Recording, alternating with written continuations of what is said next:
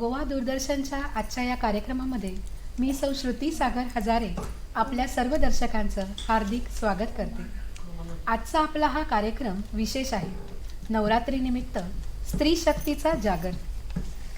नवरात्रीच्या काळामध्ये जसं हे पर्व सुरू झालेलं आहे तसं गोव्यातील अनेक भाविक विविध मंदिरांमध्ये दर्शनासाठी जातात. अनेक धार्मिक विधीही करतात. जसं की आपण कुमारिका पूजन करतो, धार्मिक विधी करतो, घटस्थापना करतो. तर मुळातच ही जी घटस्थापना असते किंवा नवरात्रीच्या या काळामध्ये आपण देवीची उपासना करतो, ही देवी स्त्रीमध्ये अंशात्मक रूपाने प्रत्येकच स्त्रीमध्ये असते. उत्पत्ती, स्थिती आणि लय या 3 अवस्था आणि त्यांच्या देवता श्री महालक्ष्मी, महासरस्वती आणि श्री महाकाली या 3ही देवतांचा अंश हे स्त्रीमध्ये उपजतच असतं. जेव्हा स्त्री आपल्या मुलांवर प्रेम करते तेव्हा वात्सल्य मूर्ती असते.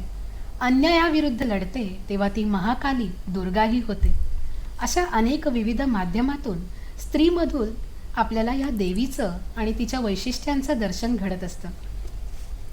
या नवरात्रीच्या निमित्ताने आज आपण गोवा दूरदर्शनच्या स्टुडिओमध्ये घेऊन आलो आहोत नवरात्रीनिमित्त नवरस सादर करणाऱ्या आपल्या 9 गोव्यातील प्रथितयश अशा कवयित्री. या कवयित्री आपल्या कवितांमधून स्त्रीत्वाचं दर्शन, स्त्रीच्या विविध गुणांचं दर्शन आणि तिला येणाऱ्या अडचणी, समस्या असे विविध विषय आपल्यासमोर मांडणार आहेत. आज आपण नवरात्रीनिमित्त इथे कलशपूजन केलेलं आहे. या कलशामध्ये गंगा, जमुना, सरस्वती याबरोबरच गोव्यातील मांडवी अशा विविध नद्यांचं पाणीही यामध्ये पवित्र जल आलेलं आहे. चला तर मग आजच्या या छानशा नवरात्रीच्या स्त्री शक्ती जागर या कार्यक्रमाला सुरुवात करूया. सुरुवातीला आपल्या पहिल्या कवयित्री आहेत श्री दीपा मिरिंकर. व्यवसायाने या अभियंता आहेत. त्यांनी अनेक वृत्तपत्रातून लिखाण केलेलं आहे आणि त्यांचं लिखाण हे अजूनही चालू आहे. त्या मुळातच एक संवेदनशील लेखिका आहेत आणि आपल्या लेखांमधून त्या सामाजिक जाणीवा उद्धृत करत असतात. उमाळे उसासे या नावाची त्यांची ही कविता. या कवितेमधून त्यांनी एका देशात स्त्रियांवर घडलेल्या अन्यायाविरुद्ध, अत्याचाराविषयी त्यांना जाणवलेल्या संवेदना त्यांनी या कवितेतून उद्धृत केल्या आहेत. एक स्त्री म्हणून त्यांना त्या महिलांविषयी काय जाणवतं याविषयी आपण त्यांच्याचकडून ऐकूया त्यांच्या कवितेतून. माझ्या कवितेचं नाव आहे उमाळे आणि उसासे. त्या कोण्या देशात उभी असेल ती माझ्यासारखीच एक स्त्री. त्या कोण्या देशात उभी असेल ती माझ्यासारखीच एक स्त्री. आजूबाजूला अनेक विखारी नजरा आणि रोखलेली शस्त्रे, बंद झालेले सारे रस्ते, शरणागत देश आणि सगळे नागरिक. घरदार सारेच संपले, घरदार सारेच संपले, आपले तुपले भेद निवाले.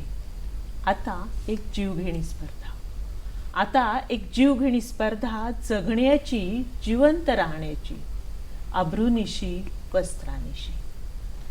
मला आठवते आहे कहाणी, मला आठवते आहे कहाणी, राणी पद्मावतीची, तिच्या साऱ्या सख्यांची.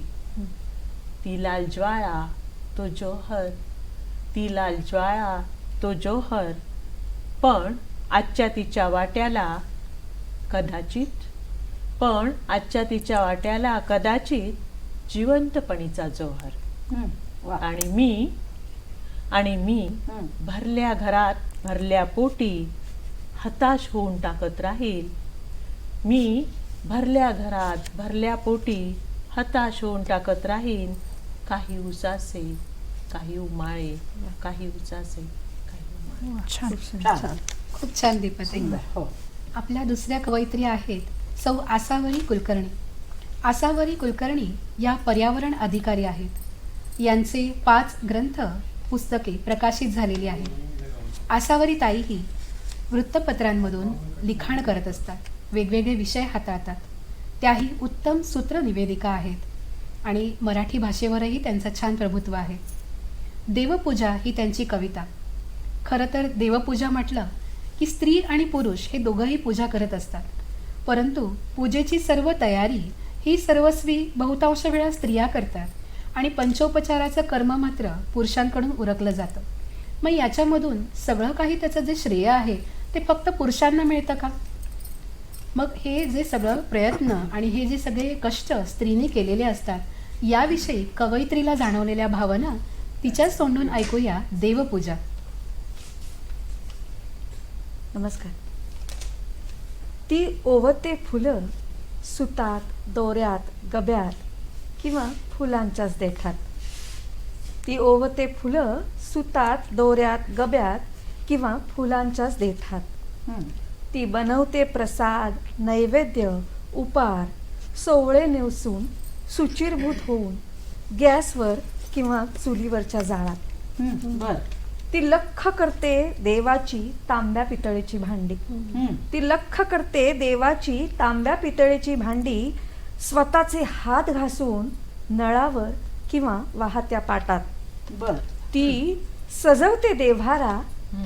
ती सजवते देव्हारा, गंध कुकुमाची तयारी करते, पाट रांगोळ्या घालते आणि साद घालते त्याला टेचात.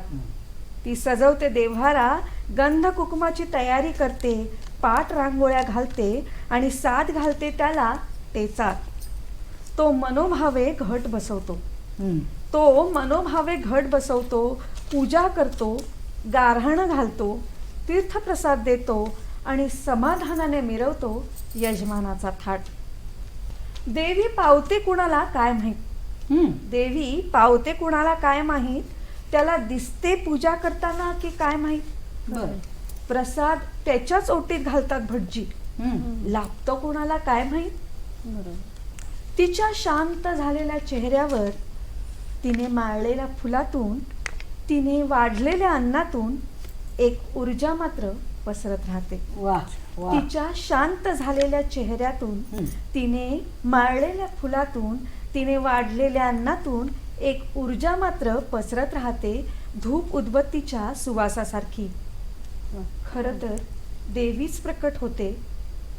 खरं तर देवीच प्रकट होते ऊर्जा बनून तिच्या रूपात. वा. सुंदर. खूप छान. छान. खूपच छान. आपल्या पुढच्या कवयित्री आहे सौ चित्रा क्षीरसागर. या LICच्या ॲडव्हायझरी बोर्ड कमिटीवर आहेत. या सामाजिक कार्यकर्त्या आणि उद्योजिका आहेत. यांचेही एक कविता संग्रह आणि 2 पुस्तके प्रकाशित झालेली आहेत. चित्राताईंचं वैशिष्ट्य म्हणजे नवनवीन कलाकारांनी, कवयित्रींनी, लेखिकांनी पुढे यावं, त्यांना व्यासपीठ मिळावं यासाठी त्या आपल्या कार्यक्रमांमधून त्यांना सतत प्रेरित करत असतात. त्यांची नदीचा जाळ न व्हावा ही कविता. या कवितेमध्ये कवयित्री म्हणते की प्रत्येकालाच दुःख असतं, यातना असतात, भोग असतात, पण जसा नदीचा प्रवाह हा वाहता राहिला की त्या पाण्याला वास येत नाही, दुर्गंध येत नाही, तसंच आपल्या मनातले विचारही वाहते ठेवले तर त्यांनाही दुर्गंध येणार नाही. शेवटी दुःख, यातना या कोणाला नाही, पण त्याचा जर निचरा झाला, त्या जर आपल्या मनातनं बाहेर निघाल्या तर त्याचा ताण उरणार नाही आणि पुन्हा ऊर्जा मिळेल पुढच्या कार्यासाठी. ऐकूया चित्राताईच्याच आवाजातून. नमस्कार. माझ्या कवितेचं नाव आहे नदीचा जाळ न व्हावा. नदीच्या जळात निर्माल्यासारखे सुखदुःख वाहत ठेवावं. नदीच्या जळात निर्माल्यासारखे सुखदुःख वाहत ठेवावं. वेदना वाहती ठेवावी. वेदना वाहती ठेवावी म्हणजे कोणताही वास त्याला येणार नाही. म्हणजे कोणताही वास त्याला येणार नाही. काठाकाठाने वसत जाणाऱ्या मनातील वस्त्या, काठाकाठाने वसत जाणाऱ्या मनातील वस्त्या, आयाबायांचं येणं जाणं, आयाबायांचं येणं बोलणं, दुःखाला कपडा धुतल्यासारखं धुत जाणं. दुःखाला कपडा धुतल्यासारखं धुत जाणं. डोळ्यातील पुराप्रमाणे नदीलाही पूर येतोच की. डोळ्यातील पुराप्रमाणे नदीलाही पूर येतोच की. त्याचा निचरा झाला की बाई आणि नदी पुन्हा पूर्ववत होते. खूप छान. त्याचा निचरा झाला की बाई आणि नदी पुन्हा पूर्ववत होते. नदीच्या वाहत्या वळणाप्रमाणे आयुष्याच्या प्रत्येक थांब्यावर बाई पुढे जात असते. बाई पुढे जात असते आणि नदीच्या जळाबरोबर आपल्या आतल्या धगीशी ती बोलत राहते. आणि नदीच्या जळाबरोबर ती आपल्या आतल्या धगीशी ती बोलत राहते. मला भीती वाटते या धगीची, या जळाची. मला भीती वाटते या धगीची, या जळाची. कारण नदीशी बोलता बोलता या नदीचा जाळ न व्हावा. या नदीचा जाळ न व्हावा. खूप छान, मस्त चित्रताई. आपल्या पुढच्या कवयित्री आहेत अपूर्वा ग्रामोपाध्ये. लोकमतच्या दैनिकामध्ये या वरिष्ठ उपसंपादक आहेत. पुरवणीचं सर्व कार्य त्या सांभाळत आहेत.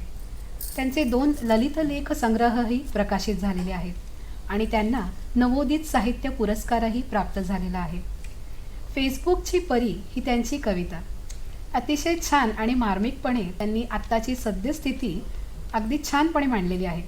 म्हणजे सोशल मीडियाचा वापर आणि आपण सोशल मीडियावर मुक्तपणे संचार करत असताना त्याच्यावर अनाहूतपणे कुणाकुणाशी मैत्री करतो आणि हा मैत्री करण्यामध्ये काय काय गडबड गोंधळी उडतात हे ऐकूया आपण त्यांच्याचकडून. नमस्कार. माझ्या कवितेचं नाव आहे फेसबुकची परी.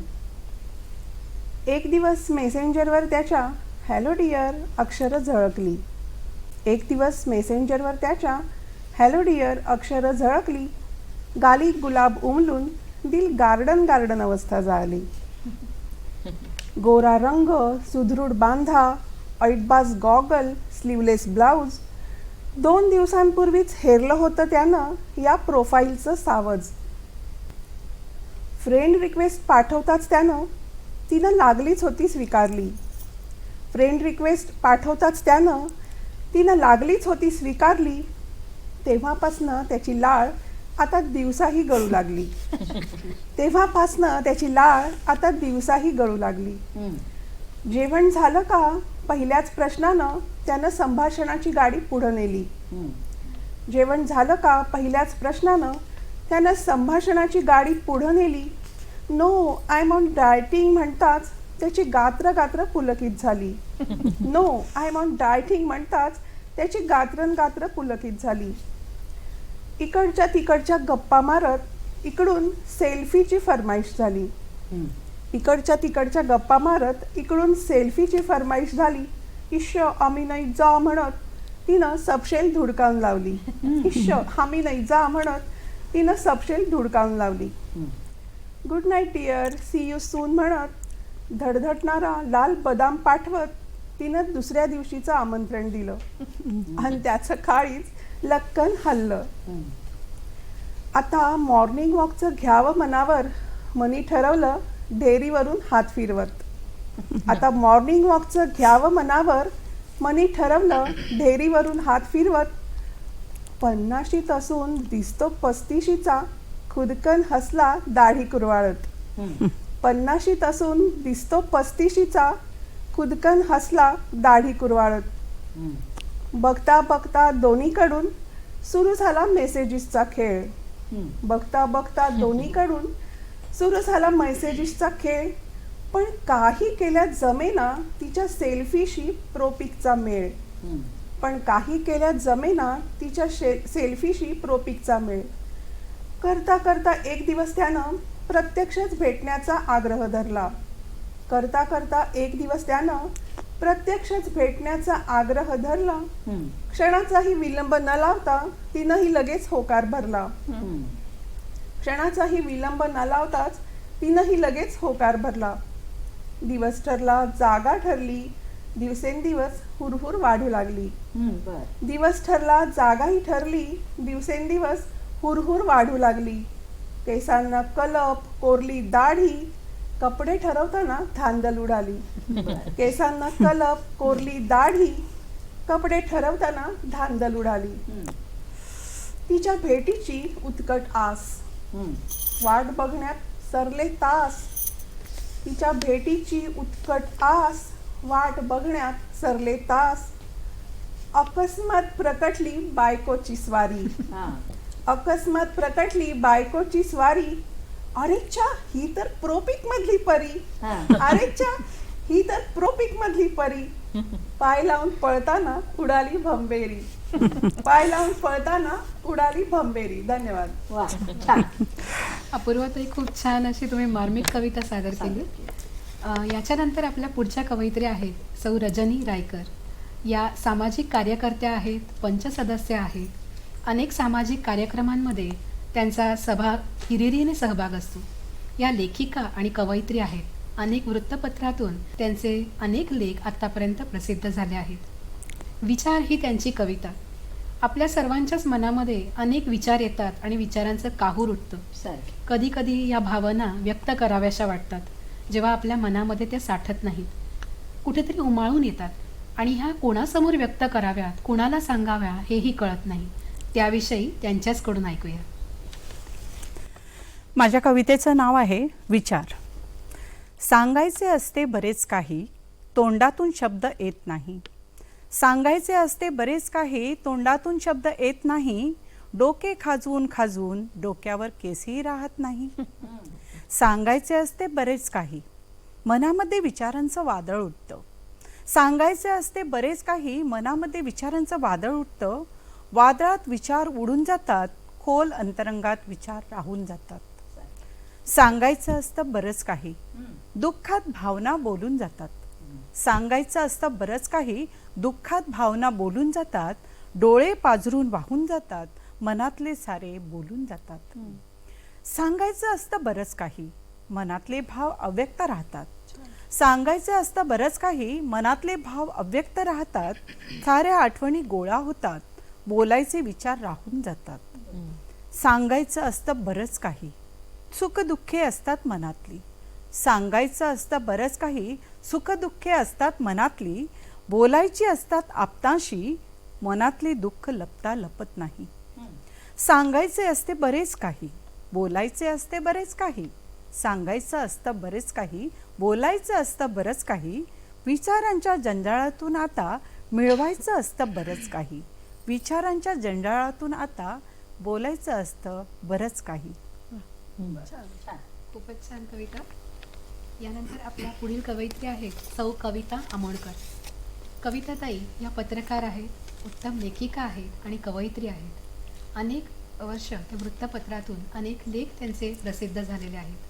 कविताताईंचं वैशिष्ट्य म्हणजे कर्तृत्व गाजवलेल्या स्त्रियांच्या मुलाखती ह्या दर आठवड्याला वृत्तपत्रामधून प्रसिद्ध करत असतात. त्यांच्याविषयी अभ्यास करून, त्यांच्याविषयी सर्व माहिती जाणून घेऊन, त्यांच्यात असलेले गुण ह्या समाजापर्यंत आणण्याचं आणि त्याच्यातून इतरांनी काय शिकायचं हा धडा देण्याचं काम कविताताई खूप मोठं लाख मोलाचं काम करत आहेत.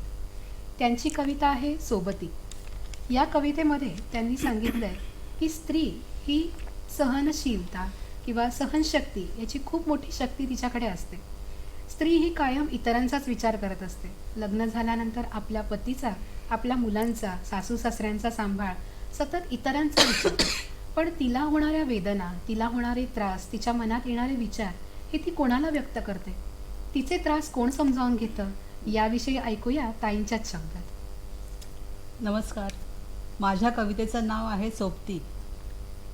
कधी समजले नाही तिला स्वतःचे महत्त्व. कधी समजले नाही तिला स्वतःचे महत्त्व. दुनियेने मात्र कसे काय जाणले तिचे अस्तित्व. एकटीच ती हसते, एकटीच ती रडते. एकटीच ती हसते, एकटीच ती रडते. तरीही नाही ती कोणाला समजते. इतरांच्या सुखात शोधते तिचाच आनंद मनातला. इतरांच्या सुखात शोधते तिचाच आनंद मनातला. बर. तिच्या दुःखात मात्र तिच्याच वेदना सोबतीला. सुखाच्या परिस्पर्शाने सुखावते नादावते ती. बर. सुखाच्या परिस्पर्शाने सुखावते नादावते ती. दुःखाला कवटाळताना मनातच सुंदरते ती. बरोबर. एकटी असूनही नाही आता ती एकटी. एकटी असूनही नाही आता ती एकटी. तिच्या कवितेचे शब्द आहेत तिचे सोबती. वा, छान. तिच्या कवितेचे शब्द आहेत तिचे सोबती. धन्यवाद. छान. वा. खूपच छान कविता ताई. आपल्या पुढील कवयित्री आहे श्री सौ मंदा सुकिरे. मंदाताई ह्या शिक्षिका आहेत आणि त्यांचे आत्तापर्यंत 12 ग्रंथ प्रकाशित झालेले आहेत. काय गुन्हा हृदयाचा ही त्यांची कविता. काय गुन्हा हृदयाचा या कवितेमध्ये ताई म्हणतात की आपण निष्पापणे निरपेक्षपणे कुणावर तरी प्रेम करत असतो. आपल्या भावना त्याच्यासमोर व्यक्त करत असतो. बरं. पण समोरच्याकडून आपल्याला तसा प्रतिसाद मिळतो का? आपल्या ज्याविषयी त्या भावना असतात त्या समोरच्याच्याही मनात असतात का? याविषयी जाणून घेऊया मंदाताई यांच्याकडून. बरं. कवितेचं नाव आहे काय गुन्हा हृदयाचा. वेदना मनी सतावत होती, जगणे नशिबी उपेक्षित हाती. वेदना मनी सतावत होती, जगणे नशिबी उपेक्षित हाती. डोळ्यात आसवांची गर्दी दाटली होती. विपरीत घडेल मनी याची भीती जाचत होती. काय गुन्हा हृदयाचा ती प्रेम करत होती. क्रूर त्या भावना पेटवीत होती, वनवा अंतकरणी रुजवीत होती. क्रूर त्या भावना पेटवीत होती, वनवा अंतकरणी रुजवीत होती. मृत्यू सनित्य ती थोपाटीत होती, काळजातल्या गोड स्मृती स्मरत होती. काय गुन्हा हृदयाचा ती प्रेम करत होती. खिन्न मनातूनही त्याचे चित्र रेखाटत होती. ठाव बावऱ्या मनाचा ती घेत होती. खिन्न मनातूनही त्याचे चित्र रेखाटत होती. ठाव बावऱ्या मनाचा ती घेत होती. नागमोडी वळणातल्या नागिनी सम सळसळत होती. विरहात झुरून जीव वेशीला टांगत होती. काय गुन्हा हृदयाचा ती प्रेम करत होती. वादळ वाऱ्यात उडून गेले सारे तरी भाग्य रेखाटीत होती. प्रेमाविना फाटलेल्या दुबळ्या झोळीला ती शिवीत होती. चुरगळलेल्या भावनांच्या वेदना ती जाणत होती. विश्वासाचं नातं ती जिवंत ठेवीत होती. किट्ट अंधारलेल्या गुढ श्वासातून ती कविता घडवीत होती. किट्ट अंधारलेल्या गुढ श्वासातून ती कविता घडवीत होती. काय गुन्हा हृदयाचा ती प्रेम करत होती. काय गुन्हा हृदयाचा ती प्रेम करत होती. धन्यवाद. खूप छान मंदाताई. पुढील कवयित्री आहे सौ शीतल साळगावकर. शीतलताई या बँकेत सर्व्हिस करतात आणि त्यांनी आतापर्यंत अनेक साहित्य लेखन केलेलं आहे. आतापर्यंत त्यांची 8 पुस्तके ही प्रकाशित झालेली आहेत. वेशभूषा ही त्यांची कविता. स्त्री ही मुलगी असते, आई असते आणि मग त्यानंतर मुलगा झाला तर कालांतराने ती सासूही होते. एक सासू झाल्यानंतर तिने कसं वागावं किंवा जर आपण जसं वागतो तशी फळं तर आपल्याला मिळणारच आहेत हे मार्मिकपणे त्यांनी त्यांच्या कवितेतून दाखवलेलं आहे. ऐकूया त्यांच्याच शब्दात. माझ्या कवितेचं नाव आहे वेशभूषा. माझ्यातली सासू बघा कशीच कुठे वाकत नाही, समजून सांगितलं सगळ्यानं कुणाचंच ऐकत नाही. मुलांना माझ्या खूप शिकवलं, एक एकट्याचं लग्न करून दिलं. दुसऱ्या घरच्या मुली आल्या, एकापेक्षा एक बावळट मिळाल्या. म्हणतात त्याही खूप शिकल्या, माझ्यासमोर कधीच नाही वाकल्या. मी त्यांना असं टोकावर ठेवते, स्वयंपाकाला त्यांच्या सरळ नावं लावते. उठबस त्यांना मी सतावते, जीवन त्यांना नको करून सोडते. लाच खाल्ली मी भाजून, माझ्यात ती सासू भडकते. मोठी सून माझी गप्प राहायची, हात धरून मी तिची पाठ धरली. तिने सांजेच्या कातर वेळेला घरातून सरसकट हाकलली. कसं सांगू काय सांगू बया तुम्हा, लगेच त्यांनी भाड्याची घेतली खोली. कारकूनची म्हणे ती ऑफिसर झाली. दुसरीची धरली दिवस रात्र पाठ, तिने धरली माहेरची वाट. एकुलती नाही तिला भाऊ बंद, मुलगाही गेला तिच्या संग. वडील त्यांचे समजावून मला खूप थकले, मी मात्र कधीच कुणाचे जरा सुद्धा नाही ऐकले. सुना मलांकडे नाते त्याने ठेवले, आज इथे उद्या तेथे दोघेही म्हणतात बाबा बरे, मी मात्र म्हणते माझं ते खरे. मी एकटीच घर घेऊन बसले, आत बाहेर फिरते, टीव्हीवरचे सगळे कार्यक्रम बघते. कडक सासूची वेशभूषा करते, कडक सासूची वेशभूषा करते. नमस्कार. आत्तापर्यंत ज्यांनी सूत्रसंचालिकेची भूमिका निभावली त्या श्रुती हजारे ह्या उत्तम सूत्रसंचालिका आहेत, निवेदिका आहेत आणि अनेक कार्यक्रमांमधून त्या सहभाग घेत असतात. ऐकूया एक त्यांची छानशी कविता.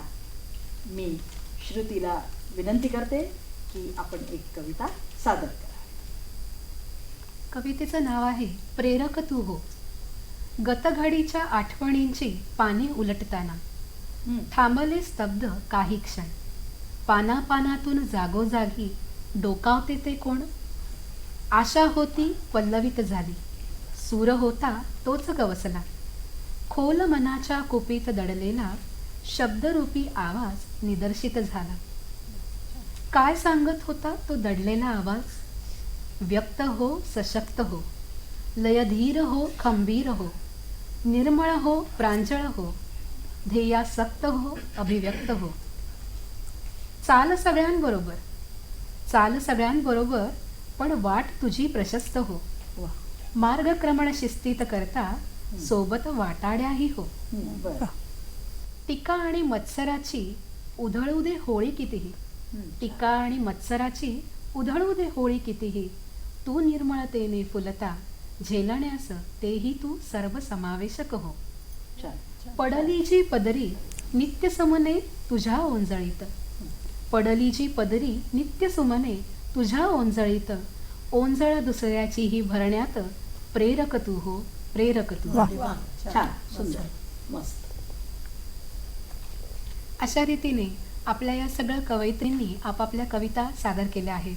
पुन्हा एकदा मी सर्व कवयित्रींना आपापली आणखीन एक कविता आमच्या दर्शकांना ऐकवावी अशी मी त्यांना विनंती करते. सुरुवातीला आपल्या कविता ऐकवणार आहे सौ दीपा मिरेंकर. कवितेचं शीर्षक आहे डब्यात बायकांच्या. डब्यात बायकांच्या लोकलमध्ये लटकत ती विकत होती गर्दीतून हातातील झुमके, बांगड्या, पिना, रबर अशा अनेक वस्तू. लोकलमध्ये लटकत ती विकत होती गर्दीतून हातातील झुमके, बांगड्या, पिना, रबर अशा अनेक वस्तू. त्या जीव घेण्या गर्दीत स्वतःला सांभाळत, सारे सामान लिलया सांभाळत आणि मग दमलेल्या थकलेल्या बाया निरखत होत्या ते झुमके, रंगीत पिना लुकलुकत्या डोळ्यांनी.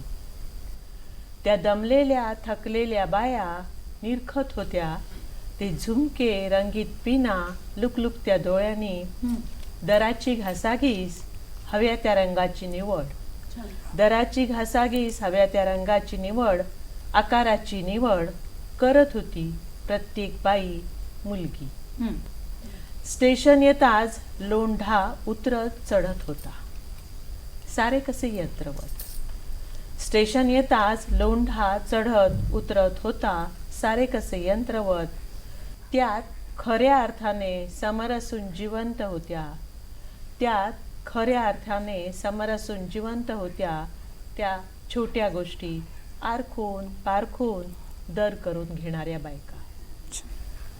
आणि अर्थातच या सारे विकणारे ती साधी सुधी गरीब तरीही आनंदाने सारे रंग साईज काढून देणारी, सुटे राहिलेले पैसे परत देणारी, विकत न घेतल्यास न वैकता पुढे जाणारी स्थितप्रज्ञ स्त्री. स्थितप्रज्ञ. खूप छान दीपाताई.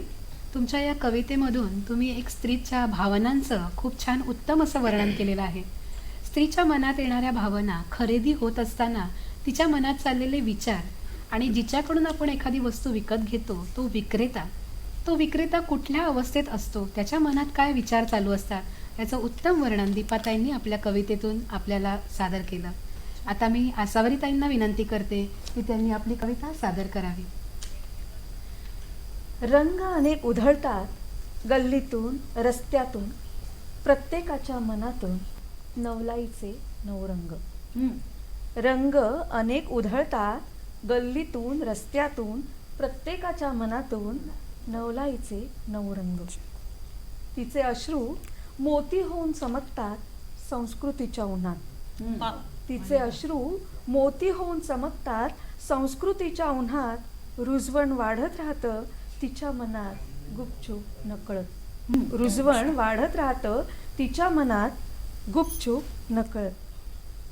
शक्तीचा उत्सव तिचा तिचाच, शक्तीचा उत्सव तिचा तिचाच साजरा होतो रंगाशिवाय दरवर्षी नवरात्रा.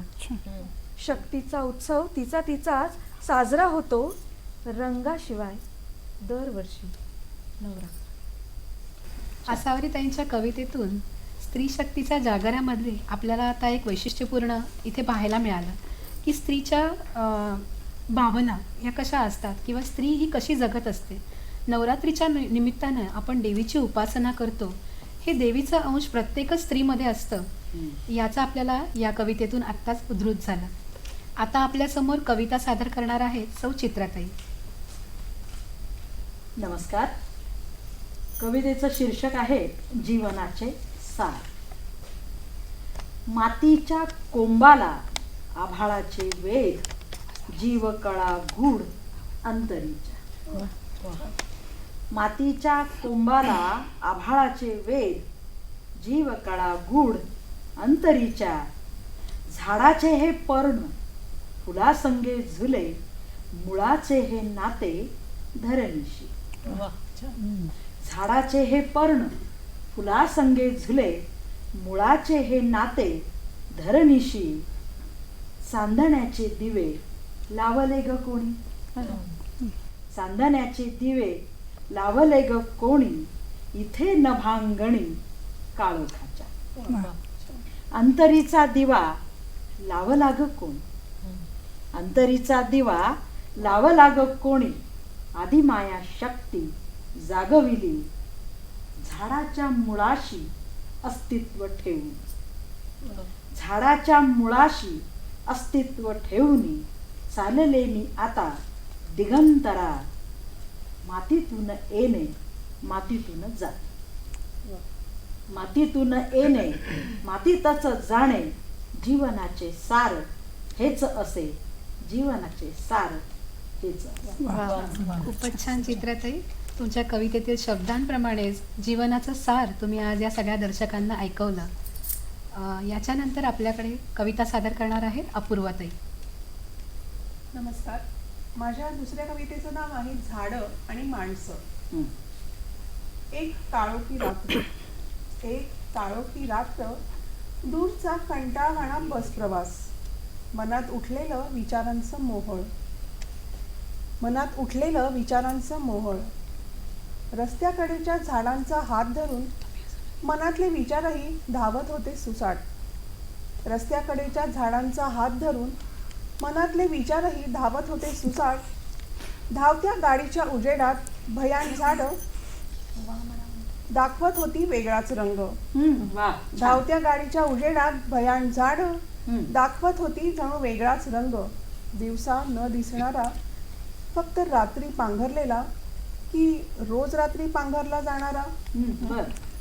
रात्रीचं कातडं अंगावर ओढलेला विटका रंग, रात्रीचं कातडं अंगावर ओढलेला विटका रंग. दिवसभराची हिरवळीची सज्जनपणाची कात टाकून ओंगळवाणी चेहरे लिहून एकमेकांचे हात धरून तिष्ठत उभी होती ती, जणू सावजाची वाट पाहत. गाडीच्या दिव्याच्या उजेडासरशी समोर येत होते एक एक अकराळ विकराळ चेहरे. काजू, आंबा, वड की पिंपळ, ओळख मिटलेले अनोळखी चेहरे, एकाच रंगात माखलेले. झाडापेडात असतात का नारी आणि नर, झाडापेडात असतात का नारी आणि नर, त्यांच्यातही करतात का लिंगभेद. माणसं तर असतातच ना अशी, दिवसा वेगळी आणि रात्री अगदीच निराळी. दिवसा वेगळी आणि रात्री अगदीच निराळी. अंधाराच्या आडोशानं काळी कृत्य करणारी, सगळी जीवाभावाची नाती विसरून नरपणाला जागणारी, सगळी जीवाभावाची नाती विसरून केवळ नरपणाला जागणारी. वा अपूर्वताई. तुम्ही तर या कवितेमधून जरी काळोख्या रात्रीचं वर्णन असलं तरी मनुष्य स्वभावाचं अतिशय उत्कृष्ट वर्णन तुम्ही इथे केलेलं आहे की दोन चेहरे घेऊन माणसं कसं जगत असतात याचं वर्णन छानपणे आपल्याला या कवितेतून ऐकायला मिळालं. आता या पुढची कविता सादर करतील सौ रजनीताई. माझ्या या कवितेचं नाव आहे भारतीय स्त्रीची गाथा. भारतीय स्त्रीशी समानता, सर्वच गाती तिची महानता. भारतीय स्त्रीशी समानता, सर्वच गाती तिची महानता. कर्तृत्ववान, सामर्थ्यवान, एक पत्नी, प्रता रामाची सीता. स्त्री शक्तीचा जागर, लाभे तिला यशाची झालर. स्त्री शक्तीचा जागर, लाभे तिला यशाची झालर. केली विधात्याने नवनिर्मिती, कलाकृतीला संस्कृतीची किनार. स्वतःच्या अस्तित्वाची घेतली दखल, आई, बहीण, गृहिणी, मुलगी. स्वतःच्या अस्तित्वाची घेतली दखल, आई, बहीण, गृहिणी, मुलगी. प्रत्येक भूमिका मनातून साकारते, मर्यादा न ओलांडता दिसते सादगी. संस्कार केले मात्या पित्याने, मर्यादा राखून सेवा केली सुनेने. संस्कार केले माता पित्याने, मर्यादा राखून सेवा केली सुनेने. पती धर्माचा आदर्श पाळला तिने, लग्नानंतर पती धर्म अगत्याने. भारतीय परंपरेतील स्त्रिया मीरा, राधा, कृष्णाच्या प्रिया. भारतीय परंपरेतील स्त्रिया मीरा, राधा, कृष्णाच्या प्रिया. दुर्गा, काली माता, महान देवता. दुर्जनांचा नाश करण्या अवतरल्या या. पुरुष जिच्या पोटी जन्मले, महान पुरुषांनी अवतार घेतले. पुरुष जिच्या पोटी अवतरले, जन्मले, महान पुरुषांनी अवतार घेतले. स्त्री त्यागाची मूर्ती सिद्ध झाली, पुरुषाबरोबरीने कर्तृत्व सिद्ध केले. भारतीय स्त्रीशी समानता, सर्वच गाती तिची महानता. सर्वच गाती तिची महानता. खूप छान रजनीताई. तुम्ही तुमच्या कवितेतून भारतीय स्त्रीची महानता, प्रत्येक स्त्री ही सर्वसामान्यच असते. आपल्या कर्तृत्वाने, आपल्या अंगी असलेल्या मुळात गुणांमुळे आणि निष्ठेने, धैर्याने ती संकटांना सामोरेही जाते आणि काहीतरी वेगळं असं करते आणि आपला कर्तृत्वाचा ठसा उमटवते. भारतामध्ये अशा अनेक स्त्रिया आहेत आणि त्यांची तुम्ही गाथा खूप छान प्रकारे मांडली. पुढील कविता आपण ऐकणार आहोत सौ कविताताई यांची. नमस्कार. माझ्या दुसऱ्या कवितेचं शीर्षक आहे ज्वालाकुंड. फारकत घेऊन एकाकी, स्वच्छंद जीवन जगणं. फारकत घेऊन एकाकी, स्वच्छंद जीवन जगणं. स्त्री जातीला असेल एक वेळ सोपं राहणं. स्वतःच्याच घरात अपमान झेलत, स्वतःच्याच घरात अपमान झेलत, संसाराच्या आगीत राहताना होरपळत. कठीण आहे हे सर्व स्त्री जातीला जगणं. कठीण आहे हे सगळं स्त्री जातीला जगणं. आयुष्यभर चटके खात असंच होरपळत राहणं. सर्वांना नाही जमत हे असं आयुष्यभर राहणं. सर्वांना नाही जमत हे असं आयुष्यभर राहणं. काही स्त्रियांच्या नशिबी आहे हे निरंतर भोगणं. वा. या अभिमानी स्त्रिया कुटुंबासाठी, मुलांच्या सुखासाठी हसऱ्या चेहऱ्याने देत आहेत स्वतःचीच आहुती. या अभिमानी स्त्रिया कुटुंबासाठी, मुलांच्या सुखासाठी हसऱ्या चेहऱ्याने देत आहेत स्वतःचीच आहुती. या तप्त धगधगत्या अशा संसाराच्या ज्वालाकुंडात. छान. या तप्त धगधगत्या अशा संसाराच्या ज्वालाकुंडात. धन्यवाद. खूप छान कविता. तुम्ही तर तुमच्या कवितेमधून आज स्त्री शक्तीचा जागर या कार्यक्रमामध्ये आपण स्त्रियांनी आणि महिलांनी केलेली कर्तृत्व आणि त्याविषयीचीच आपण इथे आज चर्चेची उहापोह चालू आहे. तर यात हा अगदी मार्मिक विषय आलेला आहे की स्त्री जन्मा ही तुझी कहाणी, आपण असं म्हणतो. स्त्री ही काय भोगत नसते, काय सोसत नसते आणि आपल्या कुटुंबाचं करताना ती स्व अस्तित्वाचा विसर पाडून फक्त इतरांना देणं, इतरांसाठी करणं हाच भाग करत असते. हा भाग तुम्ही तुमच्या कवितेतून खूप छानपणे मांडला आहे. यानंतर आपली कविता सादर करणार आहेत सौ मंदाताई. माझ्या कवितेचं नाव आहे तुझं भेटायला. येऊ कशी प्रिया थांबविते ही थंडी बोचरी. येऊ कशी प्रिया थांबविते ही थंडी बोचरी. चिकटते अंगाला बघ हळूवार येऊनी. सांज वेळी हुरहुर मणी लागते रे उगीच. सांज वेळी हुरहुर मणी लागते रे उगीच. सांग ना येऊ कशी बिलोकतो काळोख अलगद येऊनी. सांग ना येऊ कशी बिलोकतो काळोख अलगद येऊनी. पहाटेचा थंडगार वारा वेडावतो जरासा. बघ सख्या पहाटेचा थंडगार वारा वेडावतो जरासा. उबदार किरणे देतात तुझ्यासारखा दिलासा. शुभ्र पांढरा मोती पर्णांकुरातुनी खुणावतो जरासा. सख्या शुभ्र पांढरा मोती पर्णांकुरातुनी खुणावतो जरासा. पारिजातक स्वागत करतो सुगंधी श्वास देऊनी जरासा. भर दुपारी रागावतो बघ हा भाणू माझ्यावरती. सख्या भर दुपारी रागावतो बघ हा भाणू माझ्यावरती. उग्र त्याचे रूप पाहुणी घाम फुटतो रे माझ्या सर्वांगाशी. घाबरते रे मी सख्या ह्या उन्हाच्या झळयापायी. घाबरते रे मी सख्या ह्या उन्हाच्या झळयापायी. सांग ना येऊ कशी मी तुझं भेटायला. सांग ना रे येऊ कशी मी तुझं भेटायला. धन्यवाद. आपल्या कवितेमधून तुम्ही आपल्या सख्याला सांगत आहात की आपल्याला भेटायला तर इच्छा आहे, पण येणाऱ्या अडचणी काय आहेत आणि त्याच्यामध्ये तुम्ही जी शब्दरचना वापरलेली आहे अतिशय उत्तम अशी कवितेची रचना आपण आत्ताच ऐकली. यानंतर कविता सादर करतील सौ शीतलताई. माझ्या दुसऱ्या कवितेचं नाव आहे अभिव्यक्ती स्त्री जन्माची. झाकली मूठ 1.25 लाखाची तूच ग सखी तुझ्या मनाची. झाकली मूठ 1.25 लाखाची तूच ग सखी तुझ्या मनाची. पण अजूनही तू बोलत नाहीस म्हणूनच चालते ही गाडी संसाराची. म्हणूनच चालते ही गाडी संसाराची. लग्नाच्या बंधनात अडकतेस तू सोडून माहेरचे प्रेम पाश सारे. येईल ते वाट्याला सोसतेस तू सूप धरतेस येईल त्या दिशेने वारे. अबला नाही आता सबला तू तरी जिसतेस तू चंदना परी.